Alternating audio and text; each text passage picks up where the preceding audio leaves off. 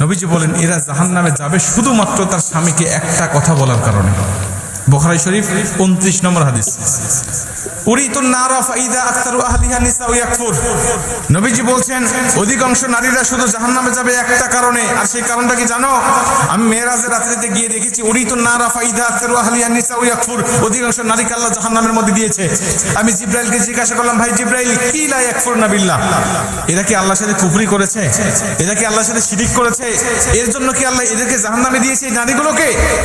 জিব্রাইল বলবে, না ইয়া রাসূলুল্লাহ, একজন নারীকেও শিরিক করার জন্য আর কুফরি করার জন্য এদেরকে জাহান্নামে দেয় নাই। এদেরকে জাহান্নামে দিয়েছে শুধুমাত্র তার স্বামীকে একটা কথা বলার কারণে। কয়টা কথা? এই কথাটা যখন বলবেন হুজুর আমার স্ত্রী তো আমাকে দৈনিকই কয়, আমার স্ত্রী আমাকে প্রতিদিনই এই কথা কয়। এই কথাটা মেয়েদের মুখের কমন ডায়লগ, তারা জানেই না। অথচ বুখারী শরীফের 29 নম্বর হাদিসে এই হাদিসটা বর্ণনা করা হয়েছে। যেমন তেমন হাদিস না, সহিহ সনদে বর্ণনা হয়েছে। জিব্রাইল বলছেন, ইয়া রাসূলুল্লাহ ওয়া ইয়াকফুরনাল আশিরা, এরা হলো স্বামীর অবাধ্য স্ত্রী ছিল আর মাঝে মাঝে স্বামীকে একটা কথা বলতো। কি বলতো ইয়া রাসূলুল্লাহ? জিব্রাইল বলছে, ইয়া রাসূলুল্লাহ ইয়া হাবিবাল্লাহ, এদের স্বামীগুলো ভালো ছিল। এদের স্বামীরা যখন এদের স্বামীদের কাছে এরা যা আবদার করত, স্বামীরা তখন সেটা পূরণ করার চেষ্টা করত।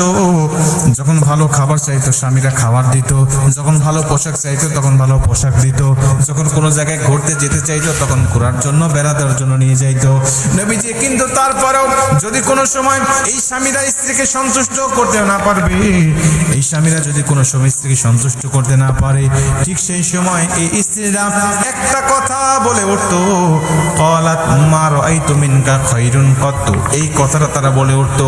বলবেন হুজুর আমার স্ত্রী তো আরবি জানে না, তো বললো কেমন করে? ভাই আপনার স্ত্রী আরবি যদিও না জানে, এর বাংলাটা আপনাকে প্রতিদিনই বলে। কি বলে? তোমার সংসারে এসে কোনোদিন আমি সুখ পেলাম না, তোমার সংসারে এসে কোনোদিন আমি শান্তি পেলাম না। আমি মেয়ে বলেই তোমার সংসার করতেছি, অন্য কোনো মেয়ে বলে তোমার সংসার করতো না।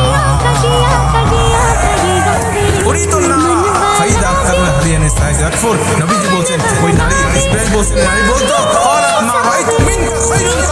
আমি তোমার সংসারে এসে কোনোদিন সুখ পাই নাই, আমি তোমার সংসারে কোনোদিন শান্তি পাই নাই, আমি তোমার সংসারে এসে কোনোদিন উত্তম কিছু পাই নাই। আমি মেয়ে বলে তোমার সংসার করতেছি, অন্য কোনো মেয়ে বলে তোমার সংসারই করতো না।